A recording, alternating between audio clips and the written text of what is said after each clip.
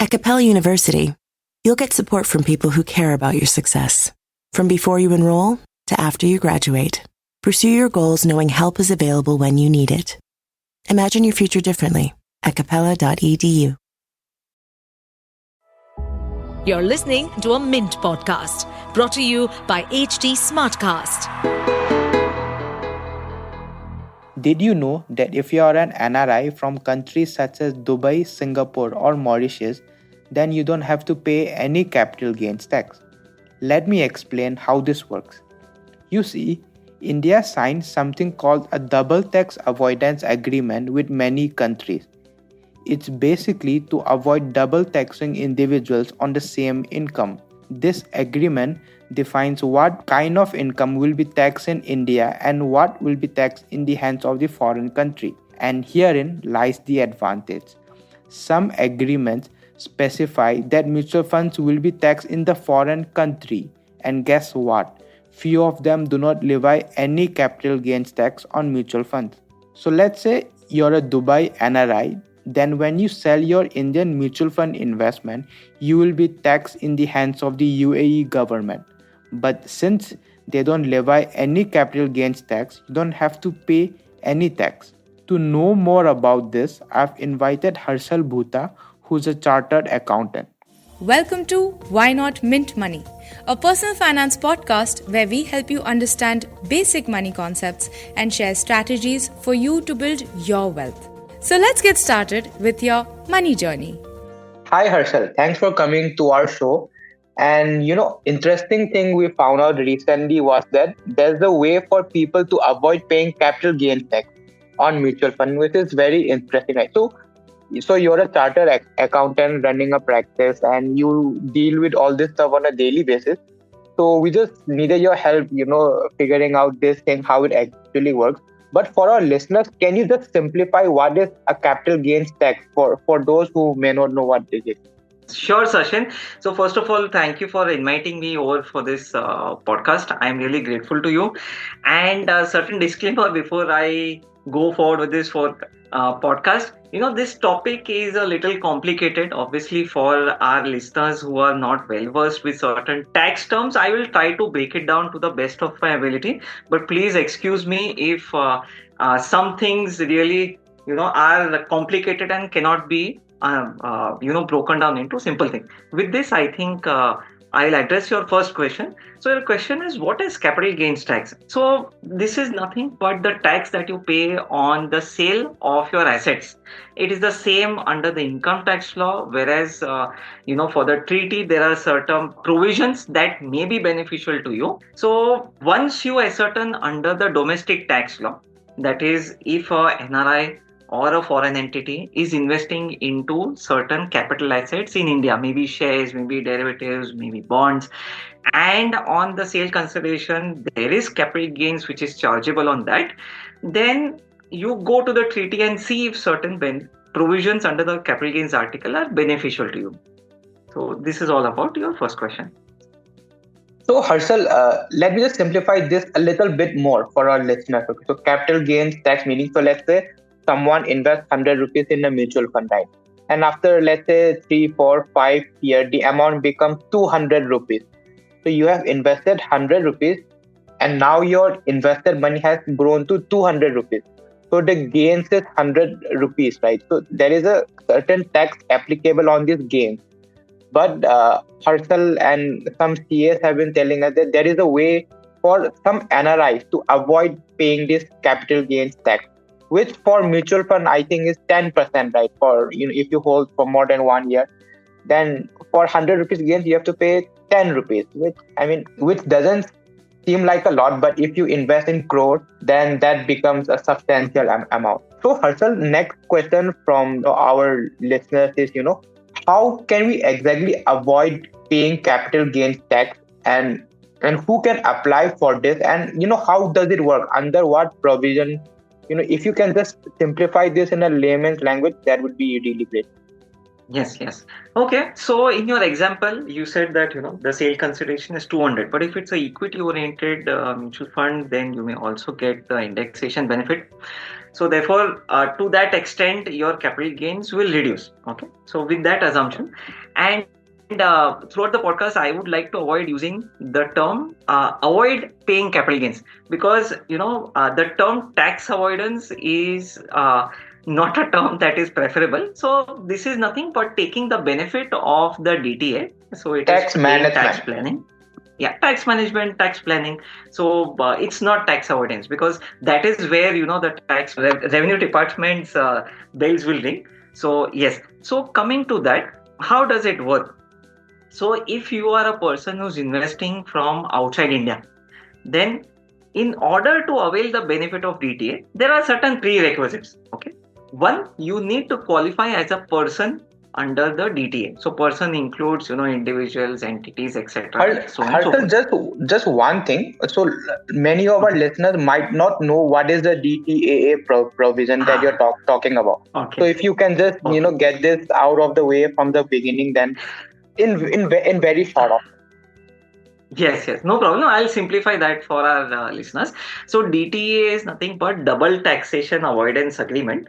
So if a person is a resident from outside India and is investing into India, and there is certain capital gains levy in India, then the first charge of tax is by the source country, that is India. And the second charge of tax will be in the residence country, that is the country of residence of that person. So therefore, in that case, there will be double taxation. So therefore, in order to avoid this double taxation, countries enter into double taxation avoidance agreements. Okay. Under this DTA, there are certain provisions which allocate the right to tax. Okay. So let's say under the capital gains article, there are various models which are there. Okay. Under certain models, India does not have the right to tax with respect to capital gains on certain instrument. Under certain DTAs, India has a right to tax. And where India has a right to tax, then double taxation is alleviated in the residence country, where the residence country will give a credit for the India taxes paid, and that is how double taxation is avoided. So this is how the DTA basically works in alleviating the double taxation. Okay. Got it. So let me break this down for listeners who might not understand this. So what Harshal is trying to say is, the aim of double tax avoidance treaty is to avoid double taxation of basically NRIs, right? US NRIs, Dubai NRIs.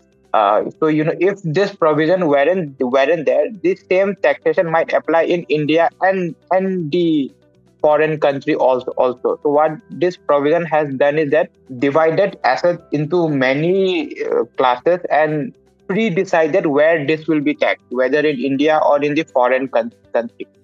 If I understand correctly.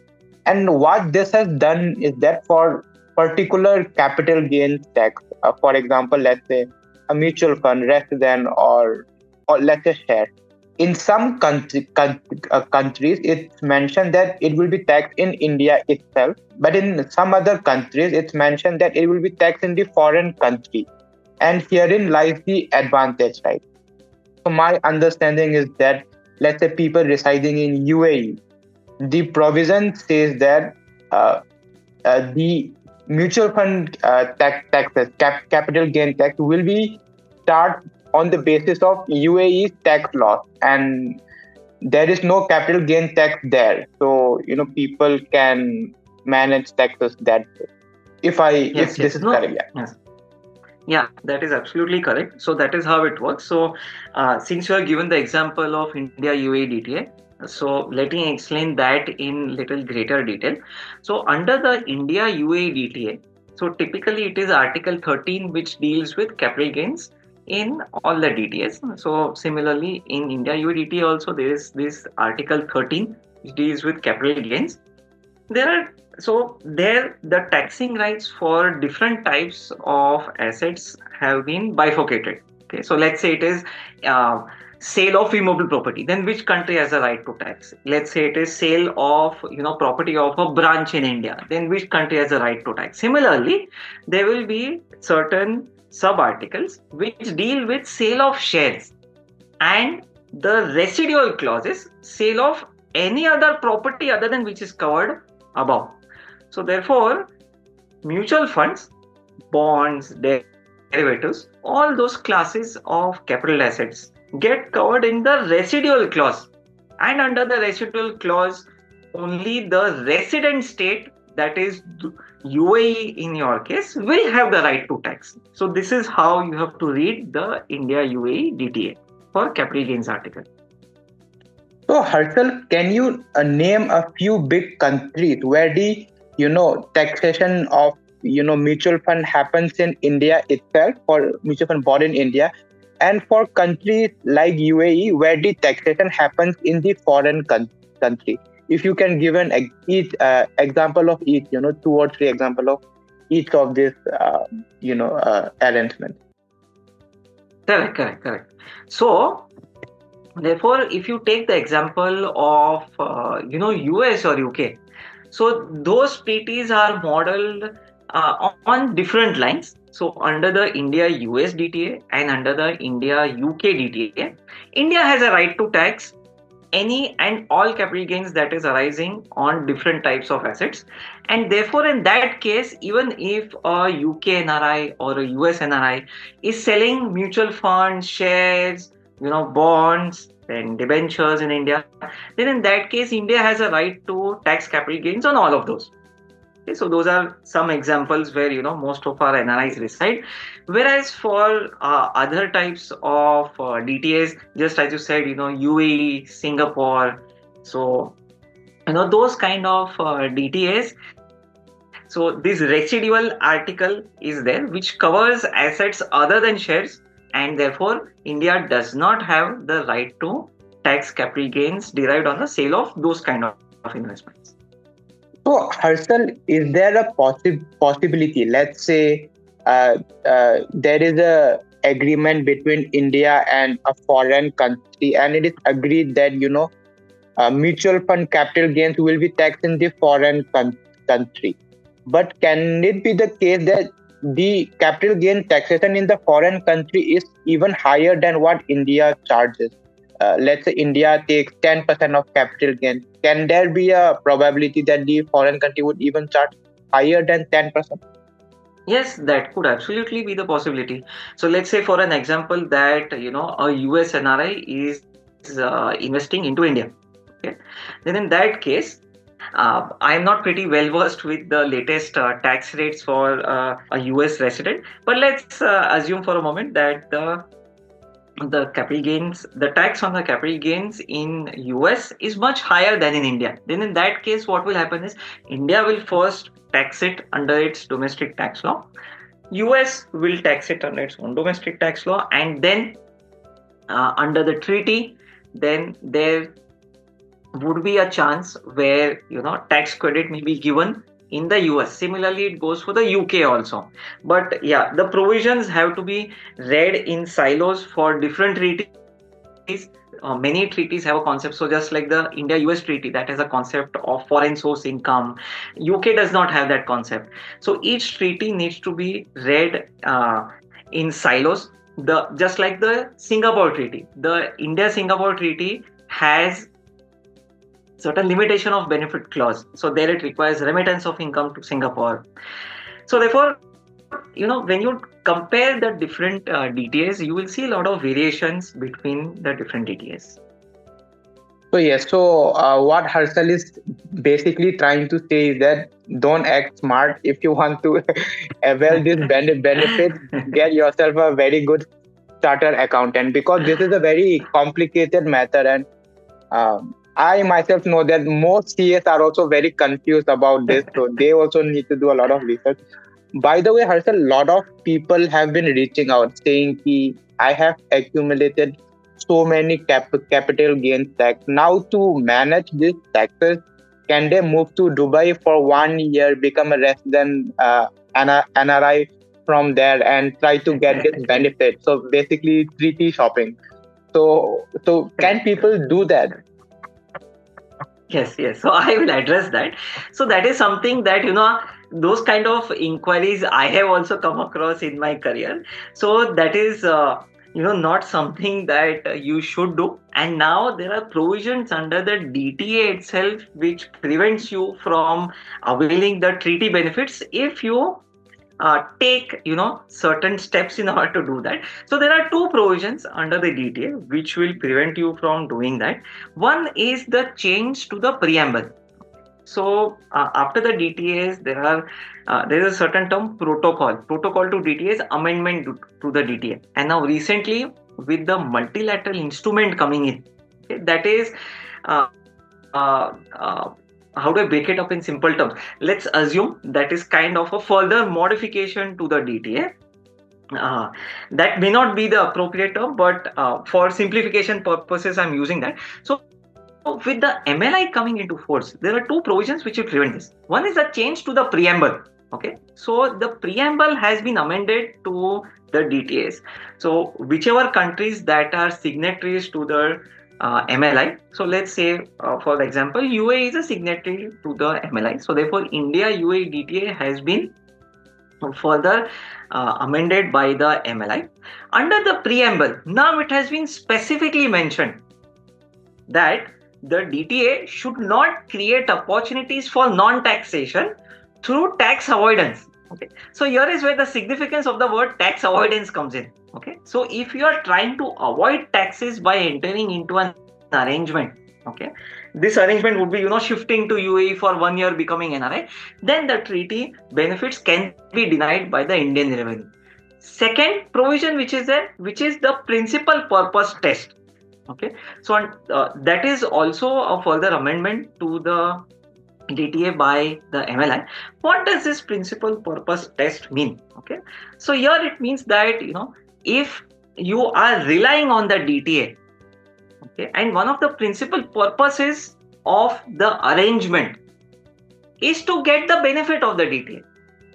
Okay, so here the arrangement would be to become NRI for 1 year. So one of the principal purpose of that arrangement is to avail benefit of this Article 13(5). Okay, then the principal purpose test will prevent you from availing the benefits of Article 13(5), and Indian tax revenue can actually deny the treaty benefit to you in that case. So basically, it's not very feasible for people to become an NRI just to avoid taxes. So if you are, somehow if you're already working there and you realize this is a benefit, then only you can avail this benefit. Otherwise, no point, getting through the hassle of going to a different country to avoid taxes. Yes, correct. I absolutely agree with you. It is only in genuine cases that the treaty benefit can be availed. If there is no substance in the arrangement, then treaty benefits can be denied outrightly. Harshal, my next question, and this is the obvious question, is how to claim for this benefit. Let's say if someone realizes that he or she is eligible for this benefit. Now, how to claim the refund of capital gains paid as tax deducted at source? If you can give this briefly, then it will be really helpful. Correct. Okay. So here is where I will explain how you can obtain the treaty benefits. Okay. So as I was explaining before, in order to be eligible to obtain the treaty benefits, one, you need to qualify as a person under the DTA. Second, you need to qualify as a resident under the DTA. Okay. So resident under the DTA and resident under the domestic tax law are two different things. Okay. Under the DTA, there may be different criteria in order to qualify as a resident. So to give an example, under the India-UAE DTA, there is a number of days test that has been given. Okay? So if you go under Article 4, Article 4 is typically the article which deals with the residents under the DTA. So under Article 4 of India-UAE DTA, you need to be present in UAE for more than 183 days in any calendar year. Whereas if you go under any other DTA, so let's say it is the India-Singapore DTA, then under India-Singapore DTA, it would simply mention that if you qualify as a person, qualify as a resident in accordance with the taxation laws of Singapore, if you go as per the India-UK DTA or India-US DTA, then that will mention that if you are a resident and you are liable to tax by reason of domicile, residence, citizenship under those countries, then you qualify as a resident of that contracting state, that is US or UK. and then you can take the treaty benefits. So this is the first hurdle that you have to cross. Okay. Once you cross that hurdle. So for the benefit of our reader, the first criteria to fulfill is that you have to fulfill this criteria of becoming an NRI of that country, right? So be it staying in that country for a particular number of days or any other as such requirements. First, you have to fulfill that. Then you are going to say the second. Yeah, absolutely. So you have to qualify as a resident under the DTA, and only then you can move forward to claim the DTA benefit. So that is the first step. Okay? After you are sure that yes, you qualify as a resident, then you go ahead and you obtain the tax residency certificate from the tax authority of that country. Okay.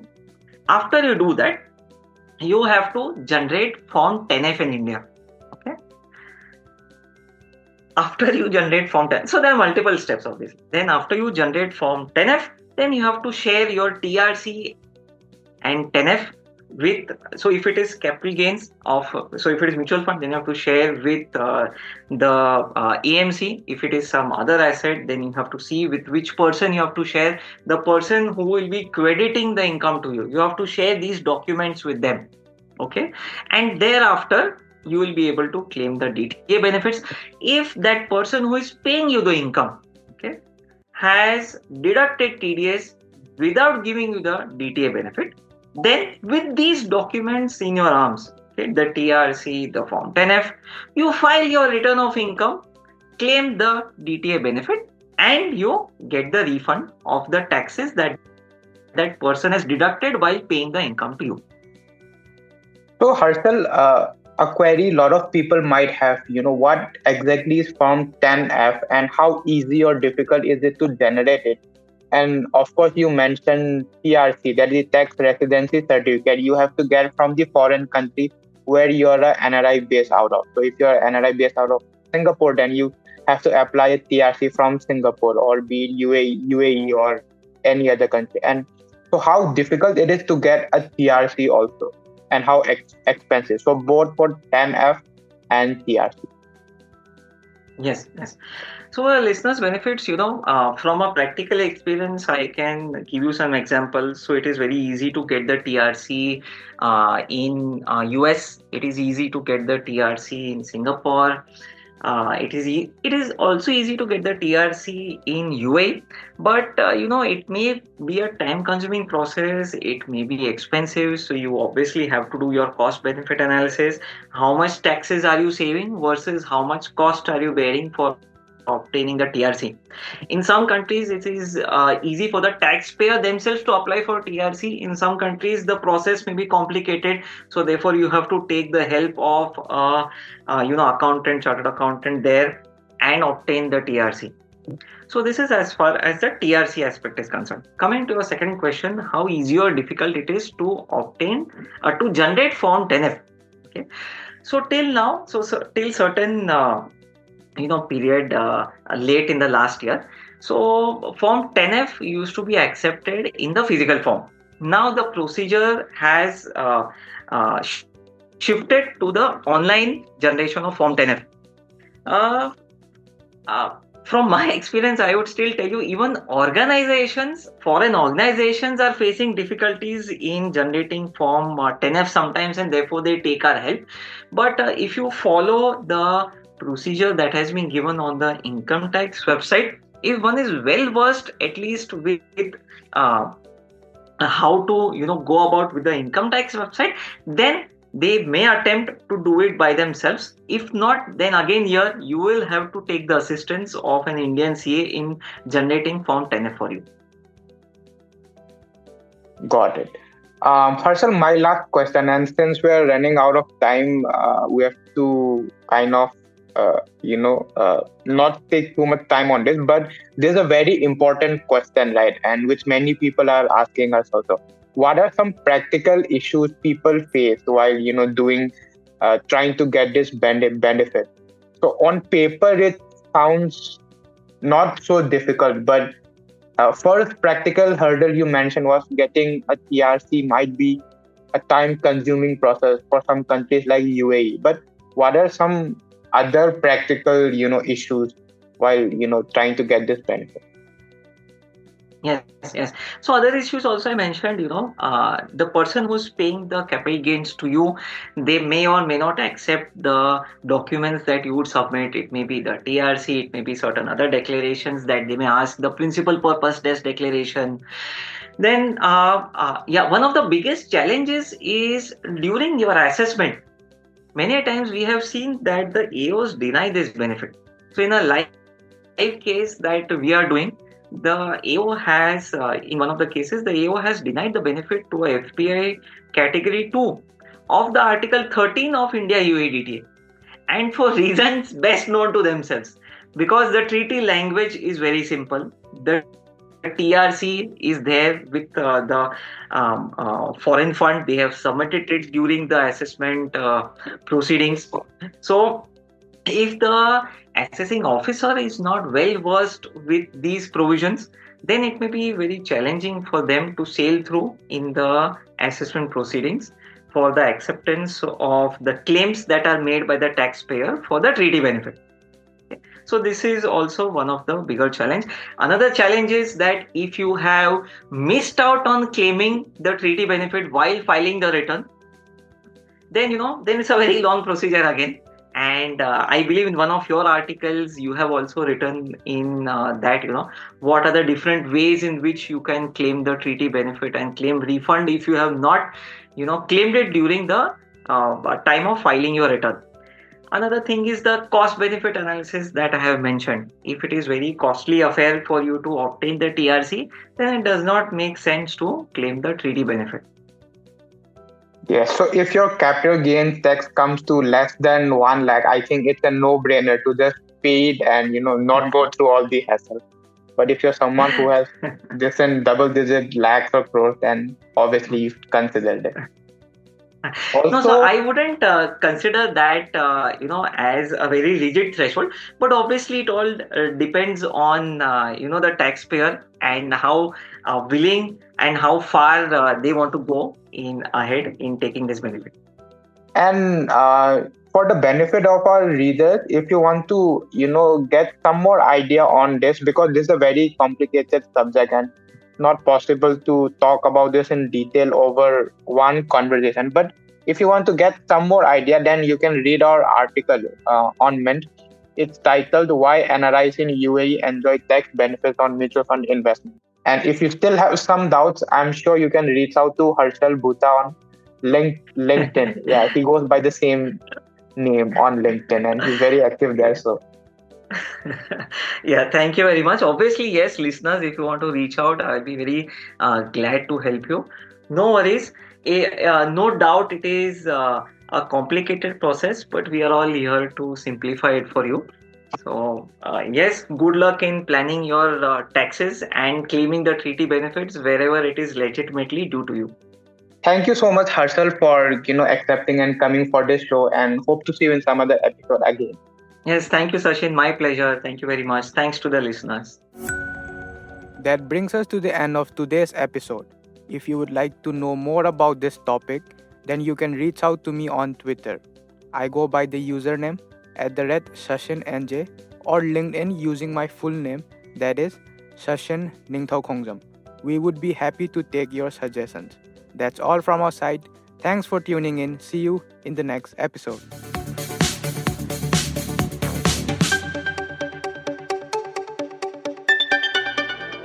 To stay updated on this podcast, follow us at HT Smartcast on all the major social media platforms. To listen to more such podcasts, log on to www.htsmartcast.com.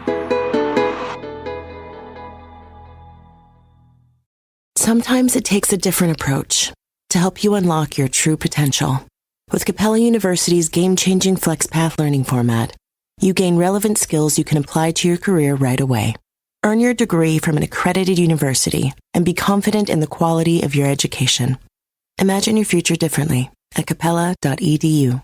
Capella University is accredited by the Higher Learning Commission. Learn more at capella.edu/accreditation.